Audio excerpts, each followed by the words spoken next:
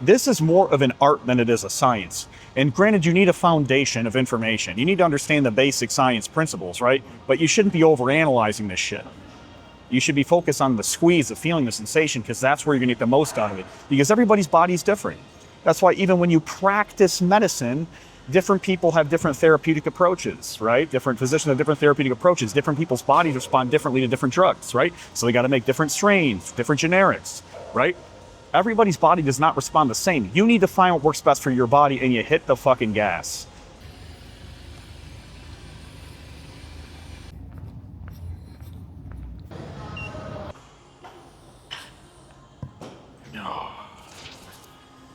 Good morning. I've been feeling some fall blues recently. I don't know about you, but I feel like when I hit this time of year, I get to that regressive state where I just kind of like pull inward and start to do a little bit of reflection. I think it just kind of, the human body and the human mind, I feel like kind of works in tandem with nature, right? We think about the seasons, we think about things transitioning and changing. We think about us getting colder and wanting to bundle up and kind of go in. Think about hibernation. And I definitely feel that psychologically per se and emotionally, and it's kind of interesting how the human mind gravitates constantly towards discontent, right? Everything can seem like it's perfect in your life. You're grateful, you have a lot of gratitude, you're happy with where you're at. But there's always this like yearning feeling that you just want a little bit more. And maybe that's part of the evolution that keep us going as a fucking race. Who knows? What I do know is I've definitely been doing a lot of contemplation recently, and I think I'm looking for a new adventure and a new challenge. And I think when you take away something like, when I was in my competition, prep a little while back, I think it gave me like a central goal that kind of eliminated all of the noise per se. I kind of eliminated all of the unnecessary distractions. And I had no desires, I didn't even feel discontent because I had a focused mission. And I definitely think that that's going to be part of what needs to take place going into this fall season is I need to have something that I focus on. And I've been doing a lot of soul searching as to what that is. So, if you're in a similar place, I completely understand. I think most people go through that when they hit this time of year. They generally feel like something needs to change, something needs to transition. And overall, you need to do a little bit of reflection, reprioritize some values, and then think about what's going to be important for you in your long-term development. So that being said, good morning. It's fucking 4 o'clock right now. I'm looking at a watch. I don't even have one on, but it's 4:27 right now. And we're about to get after it. I have a little bit of extra time today. It's a Wednesday. I have a bunch of meetings in the back half of my day, like 4 hours worth of meetings.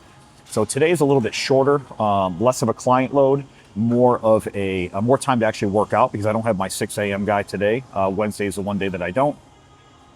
So I got some more time to move around, navigate the gym. I'm going to try to film my whole workout today. Maybe kind of go through some touch points throughout the workout itself. But today we got some back. And I've been trying to be as consistent as possible when it comes to filming like this. But man, trying to fucking film like first thing in the morning, and excuses aside, just trying to film first thing in the morning, when I have a very short window of opportunity to work out. When I get here, the doors open at 4 a.m. I get here, I start getting ready. I got to warm my body up a little bit. So that takes about like 20-ish minutes to get me moving. And then by the time that I have like literally, we'll say less than an hour, maybe an hour until I get my workout in and try to film simultaneously. And I don't like to rush things. I like to take my time. I like to flow between stuff. I'm not like a rigid adherence, like task-oriented person. I'm more of like a flowy, sort of person. And, I think the enemy for me has always been grinding. I hate when people say that, back on the grind. It's like, bitch, I don't want to grind. I want to flow, Flowing is a lot easier than grinding, if you know what I'm saying. It's just much harder to find. So, all right, let's get after the workout today. We're going to do some back. It has been chilly. It's like 65 degrees in the morning, which if, you live in a state like Arizona, definitely feels a little bit nippy. So I'm going to start warming up here. We'll start with a little bit of barbell rowing motions, and then we'll go into some more isolated stuff. Okay. So that first set felt pretty good. I'm going to do a couple more sets of the bar to warm it up. That felt like a really good squeeze, which generally I'm feeling some tightness, some residual inflammation from previous workouts.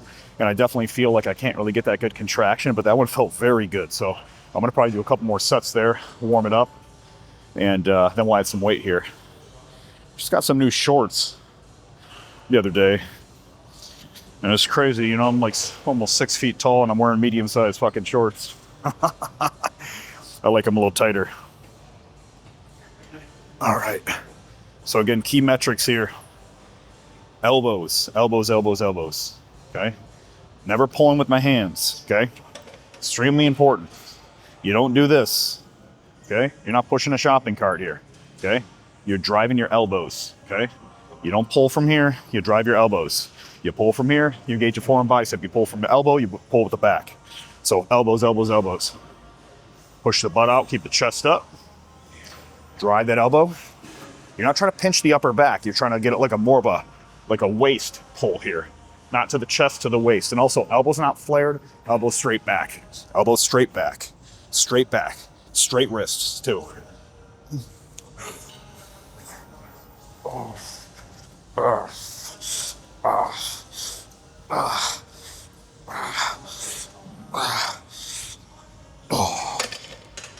All right, super important detail when it comes to weight loads. Okay, a lot of people say, how do I pick my weights?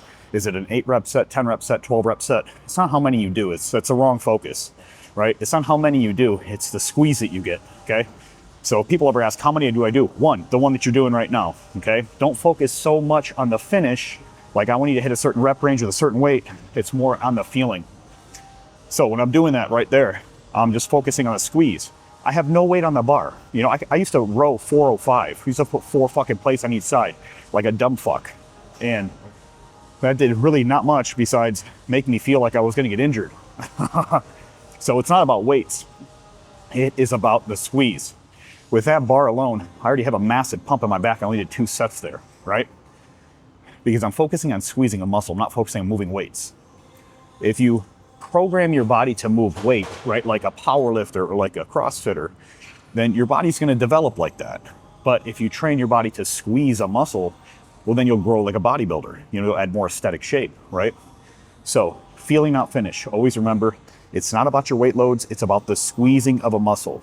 When you learn that, your training will change forever.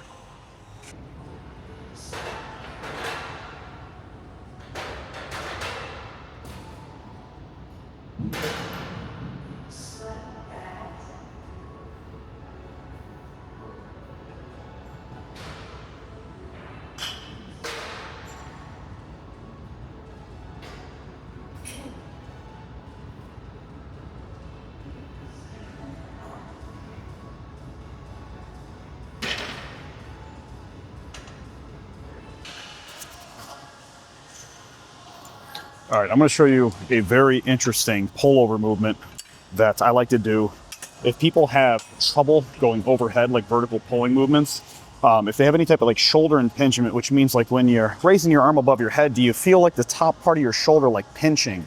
And if you have any irritation in that when you go overhead with your movements, this is a great variation for a pullover, but what you're gonna need is one of these really thin bands, okay? You can't have like a real thick one because it's gonna be way too heavy, okay? You need one of these thin, like enclosed bands. And what I'm gonna do is I'm positioning the cable right at the bottom right here, and it's got one of these V-bar attachments on it, okay? One of these, narrow grip. And what I'm gonna actually do, I'm gonna feed this band around the cable, so it's gonna create another excess tension. So the thing about bands is when you pull them, they get harder, and when you bring them back, they get easier. So it removes pressure from the joint at the end of the range. So we'll take that out. And then I'm gonna remove it from coming overhead, and I'm gonna be down low. So I'm gonna get this like kind of swinging movement where I'm gonna get almost like a lat pullover, like if you do it with a dumbbell, or if you do it like a straight down with like a pulling movement, or if you do like a straight arm pullover with a cable. This is a great variation I like to add into my routine. So let me show you what that looks like. Okay, so right down here, I'm gonna take this band, I'm gonna put it around the cable. Let me put this one up. It's right about there. I put the cable about like 8 to 10 inches from the ground. I'm gonna take this band, I'm gonna feed it through here, come on this side, and then come on this side. So basically the band's gonna also be connected to the cable. I'm gonna add some weight load here. Something small. You don't want to go too heavy with this movement. Okay. And I'm going to grab this. Okay. And I'm going to pull out and do more of like a swinging pendulum motion. So let me show you what this looks like here. Okay. I'm going to get nice and low I'm gonna nice and low to the ground here, and I'm gonna do more of a swinging movement. Okay, I'm not pulling high to my chest, I'm kind of pulling to my knees. And I'm trying to flare my lats every time I pull through.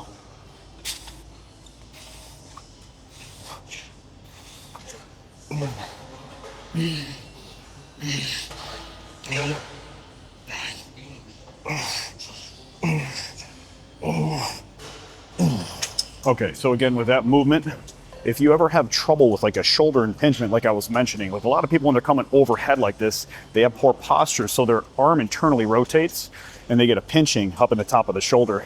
The biceps tendon twists, the chest kind of gets locked right there, and it causes like a lot of discomfort. And when you have any type of discomfort, it's going to take away from isolation, which is essentially the key to helping your muscles grow, right? If you have a distraction available, it's really hard to focus, right? If I have a nail in my foot, I really can't pay attention to what you're saying to me, right? So if there's a distracting element in your training, you need to remove it. You need to get anything that's going to take you away from focusing on that squeeze, okay? So with that, I try to add in another variation in case you're having any type of issues with shoulder impingement, like if you have any discomfort there. It's just another variation to help add width to your lats, right? Add that V taper. So similar to like a straight arm pullover with like a cable, or like a dumbbell pullover, or even like a vertical pulling movement down with like a narrow grip. It's going to complement kind of all those ranges, but I think it's a lot more smooth because it takes out that residual tension that you feel at the top. And what I mean by that is, say you're doing like a vertical pull down, right? If you have a weight stack and the weight's on, we'll say 100 pounds, it's going to be 100 pounds at the bottom, it's going to be 100 pounds at the top, okay? And it's going to pull on your shoulders and your joints and your elbows and your forearms. When you add that band as a profile of resistance, it's only hardest at the end of the movement. And then once the joint's a little bit more in a vulnerable position, like when your arm comes all the way up, it'll actually remove tension, okay? So the band relaxes. So it's a great way to add more weight to an exercise without causing any excess joint damage. So definitely add that in, especially if you care about longevity, isolation, and building muscle.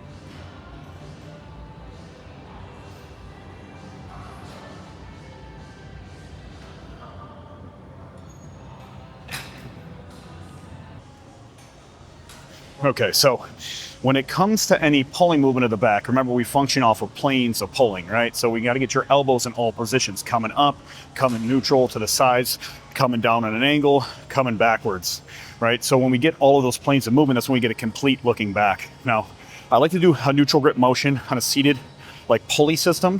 I don't like to do dumbbell rows that much because there's, again, too much forearm stability, right? If I have a free weight suspended and I'm trying to drive with my elbows, at the bottom of that movement, it's going to yank at my forearm, right? And gravity is kind of like, is very strange in a way that if you have any type of what we call instability or compensatory patterns, which means some muscles are stronger than others, they're going to compensate with the movement. And when you use a free weight, it's much harder to get a squeeze in isolation when you have those bad patterns of movement, right? So what I like to do instead is use a cable because it's nice, smooth, right? And the tension isn't the same when it's kind of yanking at the joint, right? It has, like the cable, although it has a little bit of freedom to it, it's still lined in a straight pull, right? Opposed to a free weight, it can go in any direction. So if you have those compensatory patterns, it's not like adding this like line that you can trace in with the movement, especially if you're new to doing some of these exercises. So complicated way of saying, you know, cables are a great way of actually getting full isolation and squeeze in the back. So kind of don't count them out. I know a lot of people go right to the free weight motions, dumbbell rows, you know, pull-ups, so on and so forth.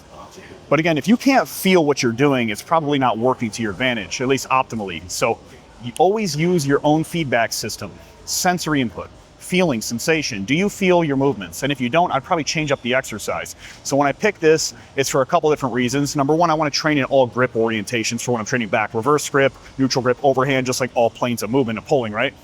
But Also, it just feels the best for me. So I'm just going based on that prerogative, right?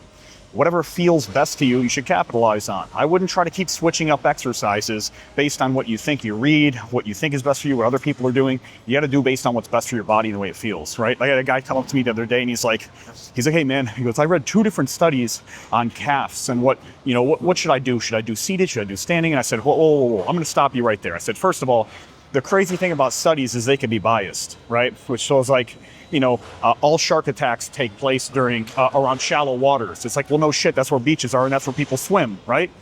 It's like, what are you, like, I hate when people try to use statistical analysis to try to find what works best for a feeling sensation. It doesn't make any sense. It's like saying, like, what do you think is the most scientific approach to falling in love with somebody? You know what I mean? It just doesn't make any fucking sense. Right? You're taking 2 contrasting, one's experiential and one's statistical, and you're trying to blend those 2 together, and it just doesn't end up forming a good reunion, right? So when it comes to the body and growth, we're not focusing strictly on numbers and metrics. We're focused on feeling and sensations. And when you can learn to feel a squeeze, that's when you capitalize on its growth, right? So pick up a fucking weight, squeeze it, and if it doesn't feel right, change the exercise, right? Find something that works and you go all in and hit the gas on that, right? It's how you make decisions in life. It's how you make friends with people. It's not, which study shows the best thing I should say to make friends. You know what I'm fucking saying? It's like, don't focus so heavily based on statistics and science when you're trying to pick movements. It's fucking redundant. You need to get your ass in the gym and you need to start fucking moving some weights and see how it feels to you, right? This is more of an art than it is a science. And granted, you need a foundation of information. You need to understand the basic science principles, right? But you shouldn't be overanalyzing this shit. You should be focused on the squeeze, the feeling, the sensation, because that's where you're gonna get the most out of it. Because everybody's body's different.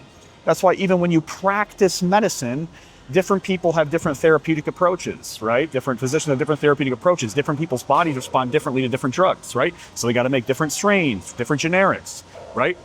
Everybody's body does not respond the same. You need to find what works best for your body and you hit the fucking gas.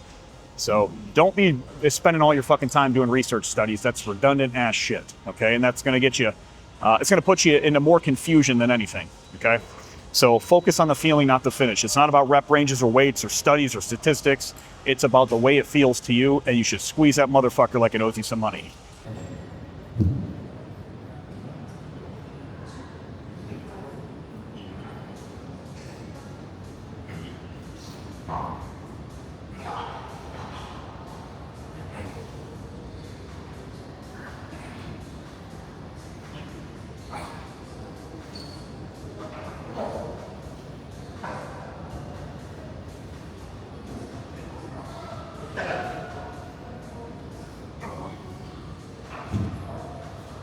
That actually is not an RDL.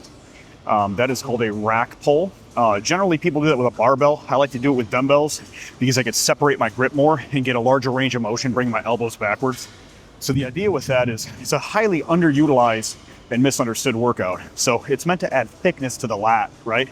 What I'm really doing is trying to take my elbows and I'm kind of rounding them forward. It's hard to see in that video. And then I'm bringing them backwards and pushing my chest through. And the point of that is, think about doing that pullover movement where you're driving your elbow through that range. You're gonna engage the lat, right? And I'm doing that similar with a free weight, but it's also pulling me down and in front. So the intention there is pulling my elbows backwards, pushing my chest through and getting a slight lean backwards. It's gonna help add some thickness to my lats. So that's a rack pull. I recommend that you probably try to practice that. I'm not trying to pinch my shoulder blades either. What I'm trying to do is drive my elbows back and get almost like a lower lat squeeze. And you shouldn't be getting too much in the lower back. You shouldn't be getting too much in the hamstrings. If so, you're going too low or you're rounding too far forward. You're trying to stretch the lat and then you're trying to bring it backwards. So I'm thinking about bringing my elbows forward and then I'm thinking about driving them backwards and pushing my chest through. Then when you execute that right, you'll get a nice burn in the lower lat there. That'll add that like nice W sweep shape to it. So give that a shot and let me know what you think. All right, friends, I am done with my work day. So now I am going home to put together my exercise bike. Yes, I got a recumbent bike the other day. It's been sitting in our place only for a day, you know, not too long. But usually when I get something like that, I want to get it up and running so I can start using it because I got to start doing this fucking cardio, man. I got Hawaii coming up in like, a little under 8 weeks here. And I got to start doing some cardio. Get myself lean, mean, string bean. You know what I'm saying? So, productive day today. Bunch of meetings. Some casting stuff, which means interviewing some new potential candidates. Yeah, I like Wednesdays. I like meetings. Contrary to what most people feel in regards to what they believe is productive. Like, I like meetings. I like to talk. I don't like to sit there the whole time and listen to somebody else talk. The narcissist in me barks too loud when that happens. I like to talk myself and make everybody listen to me. But I tend to think I run some pretty interesting meetings, right? I think overall, per se, I try to keep it enthusiastic, keep good tonality, try to use analogies. Sometimes I crack the whip. Sometimes I inspire. Depends on the current situation and the events that have unfolded the couple weeks prior. But overall, I enjoy it. I like to joke around. I like to have a good time. So I'm actually looking into doing some public speaking stuff. So there's a company called NSA, National Speakers Association, which essentially teaches you how to monetize public speaking. Like, companies can hire you to speak for them, which I think is pretty cool. And then there's also Toastmasters here in Scottsdale, so I'm thinking about doing that as well. So I've got those two things that I may be exploring. I said there's a stem cell clinic that I have an opportunity with in the future, which would be more of it's not too much of a big time investment. It's kind of like a side project in the meantime, but there's a potential for equity. So I'm definitely going to try to jump on that for like just future seeding. And that's more of like a 5 to 10 year project. And then potentially working with a concierge physician, like my concierge physician, maybe doing some business development stuff with him. So I got many poles in the water, plus I'm starting to plan out my show for the next year. I think I'm gonna do a show in June. And that may seem like a long time away, but like there's plenty of things that I need to do in the meantime up until that show. I still want to grow a little bit. I want to add probably about another 10 pounds of lean mass before I really cut again. So that gives me from like, we'll say December, I could probably add about 10 pounds of lean mass in probably 4 months if I push myself really hard. I grow quick. People think it's like strange, but like I have my clients build 15 to 25 pounds of muscle in like 3 to 4 months. So lean tissue. So I have the in-body scans to prove it.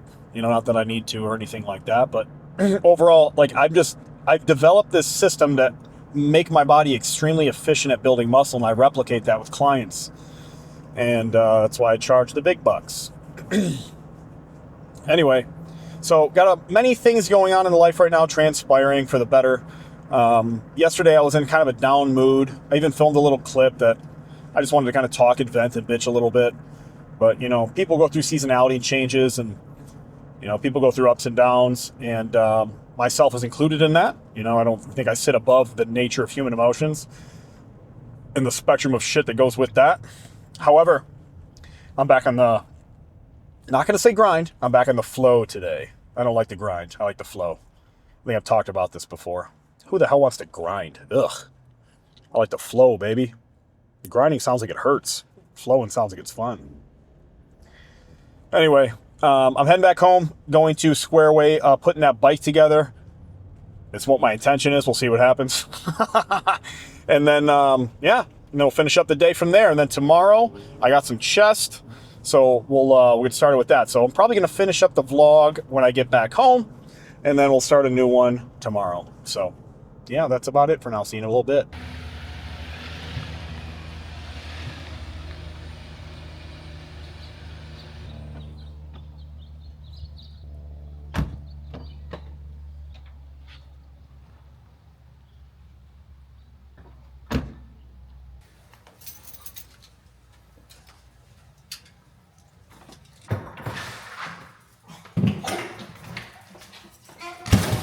Chill, brother.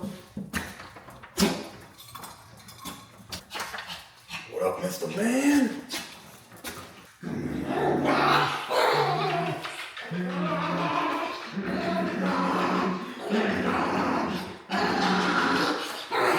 Get him. All right, so I just got home. Now I got to put this fucking thing together. Look, check this out. All right, so I got this little exercise bike here. And it's going to be going right in this corner right here.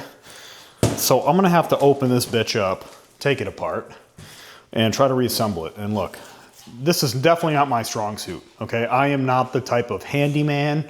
You know, I call somebody to hang a TV, put up some blinds, you know? I'm not the handyman. So we're gonna have to put this together. And if it's too complicated, I'm gonna have to wait for my wife to get home. She's the engineer, she can figure this shit out. But anyway, this is it. Oh, there he is, he's on the box. Go get him.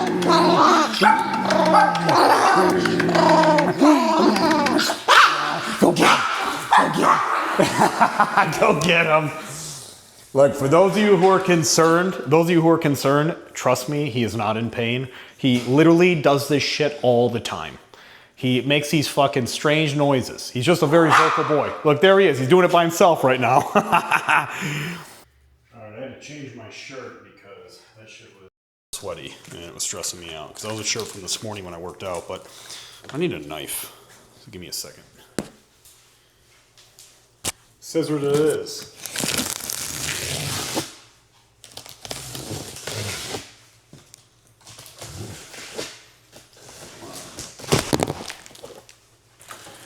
Okay, let's see here.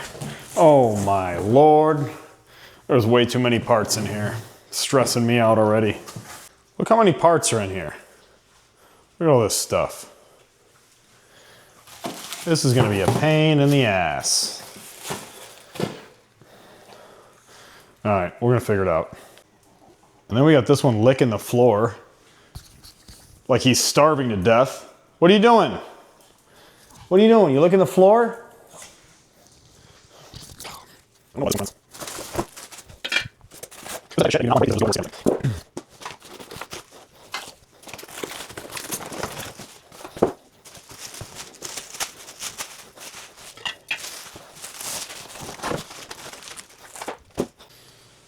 All right, so I just finished unpacking everything, and somewhere along the way I lost my shirt because it's way too fucking hot. And yeah, so there's way too many parts here. And I'm not a very handy person. So when I start to read instructions, dude, like my brain's like, like I fucking have a full-on retard fit. I actually cannot do this. And it's funny, I'm gonna show you this, and people are like, that's not that many parts. But dude, I'm not a handy person. All right, I'm willing to accept my weaknesses in life, and this is one of them, certainly. I'm somebody who, if it doesn't work, I just start to hit it harder or something, you know.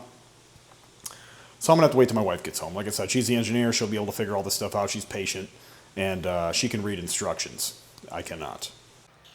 Here it is, friends. These are all the parts for you. May not be that much to you, but to me, there's more than 3, so this ain't gonna be my cup of tea, if you know what I'm saying. So I'm gonna wait for my wife to get home. She'll be able to figure all this shit out, and yeah, we'll go from there. There she is. Please help me. Let's hope she's in a good mood. Cross our fingers, boys. I'm gonna need some help putting this together. Oh my god. Tell me you didn't fuck it up at least. I didn't fuck it up. I just took it all out of the box. Took it all out of the plastic. Sometimes, but there's more than. Sometimes he'll try to put it together and then he fucks it up so bad that it's worse than before. So I have to like double fix it. There's more than 3 parts, so it's too much for me. And I said when I read instructions, I feel a little retarded. So. Yeah. Okay. All right, let's go. All right, you tell me first impressions. It smells. It smells? It's probably garbage. I like it. Looks good. What do you mean it looks good? It looks like too many parts for me. Look at that. Yeah, it's fine. Look at that. Not Oh, that I many think I got your butt in the parts. picture there. You think you can fix this or what? Yeah. Fucking easy. Not even that many parts. Look, they're all like big parts. Too much for me. All right, well, you can put this together while I make the dinner like the bitch boy. All right, so that's going to be a wrap. This is my meal for the afternoon / evening / last meal here. It is beef, about 200 grams cooked, and then we have some air fried potatoes, an arbitrary amount. I don't know, I just kind of do 2/3 for me and 1/3 for her. It's probably like, it's only 350 grams raw, and then I mix it up. This is literally nothing. This is like, this whole thing is 30 grams of carbs we split. So it's really not even that much. That's why I like potatoes, there's more volume, less carbs in it. And then I use this hot sauce. This is the best hot sauce ever. It's like a Chipotle organic pepper sauce. And then I'm gonna make a fruit bowl, and I'll show you that real quick once I finish this bowl up. But we're doing pretty good in the progress over here. My husband's putting it together for me. And yeah, so that's that. She got at least 50% of it assembled. So we'll probably get the rest. Oh, hang on. So we'll probably get the rest put together maybe tomorrow. I don't know. We'll figure it out. But we need to start doing some cardio because we need to start cutting some lbs for this trip. You're much leaner than me. I need to catch up there. No, I need to. Bad boy. So if you could see here, this is basically 140 grams of frozen blueberries. 100. Let me just flip this around. So this is 140 grams of organic frozen blueberries, 100 grams of frozen raspberries. I have 2 rice cakes in there, some almond butter, and then I have 2 scoops of whey protein with a bunch of water, so I mix it up. You want to add a little bit extra water when they're frozen like this, because otherwise it turns into a fucking paste. And then it ends up like eating like ice cream basically. So I like to have it a little bit more watery so I can at least kind of pick it up. But yeah, that's that. So I'm gonna finish eating this, and that will be it. And I think I'm going to end the vlog here, my friend. So we will pick it up tomorrow. Actually, tomorrow she's going to have the camera, so unfortunately I'm not going to be using it. Hey, better get to work putting the rest of this bike together, woman. All right, and then, yeah, so I'm going to end it here. And yeah, see you on the next one. See ya.